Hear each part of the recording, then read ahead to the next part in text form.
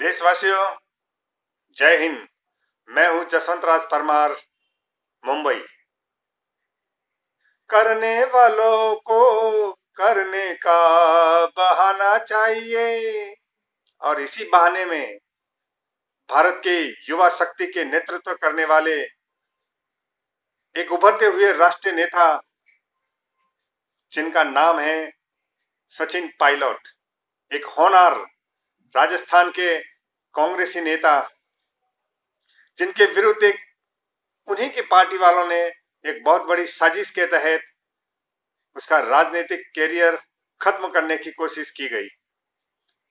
ये आज की बात नहीं है, ये एक प्री प्लान मैटर है, और इस प्री प्लान मैटर के अंदर उसके राजनीतिक अस्तित्व को खत्म करने की कोशिश की गई है, जिसमें वो सफल भी हुए हैं। क्योंकि इस होनहार उभरते हुए नेता को तलवे चाटना मंजूर नहीं था। वो एक स्वाभिमानी नेता था, जो अपने बल पर, अपने कार्यों से, अपने सेवाभावी रूप में लोगों के साथ सहयोगात्मक रवैये से बहुत ही प्रसिद्ध नेता थे राजस्थान में, और जिसकी गूंज केंद्र में भी सुनाई देती थी।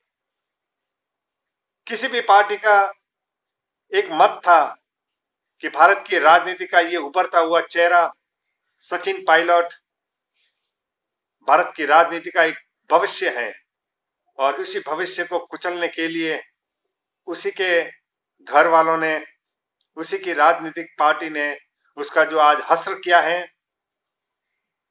वो बहुत ही बुरा है। जिस प्रकार से उसको इस्तीफा देने के लिए मजबूर किया जा रहा है, जिस प्रकार की उसकी राजनीतिक छवि को धूमिल किया जा रहा है, ये छोटी बात नहीं है। उसके पूरे जीवन को, उसके 43 साल की उम्र में जो सितारा बन रहा है, उस सितारे से किसी न किसी को तो खटक रही है, और वो खटकने वाला दिल्ली का कोई दरबार हो सकता है। क्योंकि वो दरबार ये नहीं चाहता कि एक म्यान में दो तलवार डालने की कोई कोशिश करे, और ऐसा इतिहास गवाह है, आप सब समझते हैं। और जब किसी जमीनी नेता का ये हश्र होता है, किसी भी पार्टी के राजनीतिक स्वच्छ मस्तिष्क वाले व्यक्ति को उसका दुख होता है। हम कोई कांग्रेसी नहीं है, हम कांग्रेस के विचारधारा से सहमत नहीं है, लेकिन इस प्रकार के नेता जो अपनी जमीनी हकीकत से गुजरते हुए अपने अच्छे प्रयासों से पार्टी का बेड़ा पार लगाते हैं, और यही उन्होंने राजस्थान के गए विधानसभा के चुनावों में उसने कर दिखाया, जहां पर भारतीय जनता पार्टी का भारी भरमक बहुमत था। उस बहुमत को चुनौती देते हुए एक प्रचंड विजय प्राप्त कर कांग्रेस की सरकार सचिन पायलट ने बनाई थी, और इस भरपूर सफलता के उपलक्ष्य में उसको ये आशा थी कि पार्टी का हाईकमान मुझे राजस्थान का मुख्यमंत्री बनाएगा। लेकिन नहीं, दाल में कुछ काला था, या कुछ दाल में कुछ काला किया गया। कुछ लोग ऐसे थे जो ये चाहते थे कि मेरे रास्ते का कांटा निकाल दो, और ये रास्ते का कांटा राजस्थान कांग्रेस का भी था और केंद्र का भी था। और देखो, आप सब कुछ दे दोगे, लेकिन अगर उसका स्वाभिमान नहीं दोगे, उसके लिए कोई मायने नहीं रखता है आपका कितना भी बड़ा पद हो। भले आप प्रदेश के अध्यक्ष हो, भले आप उप मुख्यमंत्री हो, भले कितनी बार एमएलए एमपी बने हो, भले केंद्र में मंत्री बने हो, लेकिन जब तक आपका स्वाभिमान जिंदा नहीं है, आपके लिए उसी समान है ये पद और ये सब, जैसे कि आपके पैर में कांटा फंसा हुआ है और आप महंगे से महंगे जूते उनको पहना रहे हो। भारतीय राजनीति के लिए ये अच्छी बात नहीं है। कौन मुख्यमंत्री बनेगा, किसकी सरकार रहेगी, ये सब ठीक है, ये वक्त वक्त पर जनता उनको बता देती है। लेकिन फिर भी नेताओं के मन में क्या ये ऐसा एक जहर सा व्याप्त हो गया है कि बस हम कुर्सी पे बैठे हैं तो हम आजीवन रहेंगे। इस आदत को बदल देनी चाहिए। नेताओं को सबक सीखना चाहिए अपने इतिहास से, गुजरे जमाने से, वर्तमान से और आने वाले समय के लिए, कि इस प्रकार की खुरापाती अच्छी नहीं है। अरे आप तो सीनियर नेता थे, आप त्याग कर लेते तो क्या फर्क पड़ता था? आप केंद्र में जाते, आपके पास पूरा भारत है, वहां राजनीति करते।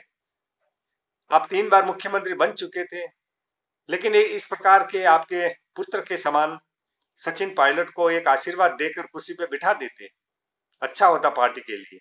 लेकिन करने वालों को करने का बहाना चाहिए। ये ऊपर से आया हुआ वो पत्थर है जो राजस्थान के मुख्यमंत्री के यहाँ रुककर उन्होंने उठा के किसी दूसरे के ऊपर फेंका है, जो अच्छा नहीं है। जनता सब देख रही है, जनता का ख्याल रखिए। देशवासियों, सुशांत सिंह राजपूत, 1 महीना हो गया है, लेकिन अभी भी उसके बारे में कोई सुराग नहीं मिल पाया है कि वो हत्या थी या आत्महत्या थी। पूरा सोशल मीडिया गूंज रहा है उसके पक्ष में बात करने के लिए कि ये हत्या है, आत्महत्या नहीं है। फिर रुकावट कहां आ रही है? पुलिस पूछताछ भी कर रही है, नतीजा क्या है? सुशांत सिंह राजपूत की तहकीकात करानी पड़ेगी, उसके सत्य भरे तथ्यों का गहन अध्ययन कर उस हकीकत को बाहर निकालना पड़ेगा, और ये आपको करना पड़ेगा। सुशांत सिंह एक होनहार उभरता हुआ सितारा था, सुपरस्टार था। क्यों उसके मंसूबों को रौंदा गया? क्यों किसी के रास्ते का रोड़ा हटाया गया? वो अपना नसीब का, अपनी मेहनत का कमा के खा रहा था, कीर्ति पा रहा था। लेकिन कुछ पैसे ऐसे हैं भारतीय इस फिल्म इंडस्ट्री में, जो ये चाहते हैं कि बस हमारा ही पेट भरे और पूरी ये फिल्म इंडस्ट्री मेरे इर्द गिर्द, मेरे घर के आजू बाजू घूमती रहे और मैं मन चाहे डिसीजन लेता रहूं, मन चाहे फिल्में साइन करवाओ नहीं करवाओ, हीरो हीरोइन को रखूं निकलवाऊं। ये सब है, ये तुम्हारी गलत फहमी है। अगर तुम्हारे अंदर थोड़ी बहुत भी समझ और बुद्धि अगर बाकी है, तो सुशांत सिंह राजपूत की हकीकत को बाहर निकालने में सहयोग कीजिए। और जो लोग भी तुम्हारे इर्द गिर्द हैं, उनको भी समझना चाहिए, सत्य एक बार आएगा, हकीकत आएगी, क्योंकि अब ये गूंज की गूंज केंद्र तक सुनाई दे रही है। सुप्रीम कोर्ट के अनुभवी अधिवक्ता सुब्रमण्यम स्वामी जी, राज्यसभा के मेंबर, जब उन्होंने आवाज उठाई है तो सोच समझकर उठाई होगी। भारत के लोग और भारत की राजनीति उनके उठाए हुए कदमों और मंसूबों को अच्छी तरह से जानते हैं कि वो जब किसी चीज के पीछे पड़ जाते हैं, हकीकत को पाताल से भी ढूंढकर वो बाहर निकालते हैं। देशवासियों, भारत और चीन में वार्ता चल रही है। काफी हद तक वार्ता सफल रही है। काफी हद तक चीन के 2 फुट के सैनिक पीछे हट रहे हैं, लेकिन कुछ एक जगह है वहां पर अपनी जिद पे वो बैठे हैं, वो भी हट जाएंगे। चीन को सबक मिल गया है कि भारत ये नया भारत है, ये नरेंद्र मोदी का भारत है, ये आपका हमारा भारत है। चीन जैसे समझा है वैसे नेपाल भी समझेगा। नेपाल चीन की कठपुतली बनकर साम्यवादी भाषा बोल रहा है, भगवान के राम के बारे में भी बोला है। उनको समझना चाहिए कि तुम्हारी औकात भारत के सामने एक चींटी के समान नहीं है। तुम पहले अपनी प्रजा का ख्याल रखो, उस प्रजा का मान रखो। जो पूरा नेपाल भगवान राम के चरणों में पड़ा हुआ है, और 1000 साल तक भी भारत का तुम एहसान नहीं चुका पाओगे। इसलिए वहां के प्रधानमंत्री से मैं अपील करता हूं कि नेपाल के लोगों की भावनाओं को ख्याल रखें और चीन के ख्वाबी ख्यालों में आकर अपना पेट भरकर स्विस बैंकों को ताजा कर आप भारत के विरुद्ध जो मुहिम चलाने की कोशिश कर रहे हो ना, घुटनों के बल गिर पड़ोगे। देशवासियों, जम्मू एंड कश्मीर में जिस प्रकार से भारतीय जनता पार्टी के नेताओं की हत्या की जा रही है, अपहरण किया जा रहा है, ये एक नई प्रकार की मुहिम है। इसका ख्याल रखना चाहिए। केंद्र सरकार से अपील करूंगा कि भारतीय जनता पार्टी के नेताओं को पूरा सुरक्षा कवच पहनाए और उनकी आवाज को दबने न दे। जिस प्रकार का भी संदेश वो देना चाहे वो दे सकते हैं। जम्मू कश्मीर की 90% विचारधारा भारतीयता में लिप्त हो गई है और वहां का हर इंसान ये चाहता है कि हमारी तरक्की हो, जम्मू कश्मीर की तरक्की हो और भारत की तरक्की हो। पाकिस्तान समझ गया है अब। जब भारत ने चीन को मुंह तोड़ जवाब दिया, उस समय पाकिस्तान को यह समझ में आ रहा था कि हमारी भारत के सामने कोई औकात नहीं है और जिस प्रकार का भी हम रवैया भारत के सामने इतने सालों से करते आ रहे हैं, उसमें परिवर्तन लाना पड़ेगा। अपने आप को समझाना पड़ेगा कि भारत से लोहा लेने का मतलब है हमारी बर्बादी। और पाकिस्तान जिस प्रकार से अंदरूनी झगड़ों से लड़ रहा है, उसके लिए वो आत्मघाती विषय है और अगर वो उसी को सुलझा देगा तो वो उससे बाहर निकल जाएगा। देशवासियों, कल WHO वर्ल्ड हेल्थ ऑर्गेनाइजेशन के अध्यक्ष ने बहुत ही कोरोना के बारे में चिंता जताई है कि इसके भयंकर परिणाम और आगे बाकी है।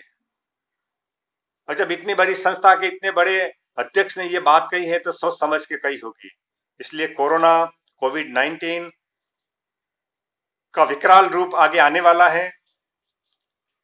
आप उसे समझिए, संभल के रहिए और किसी भी प्रकार से जो भी गाइडलाइन है उसका पालन कीजिए।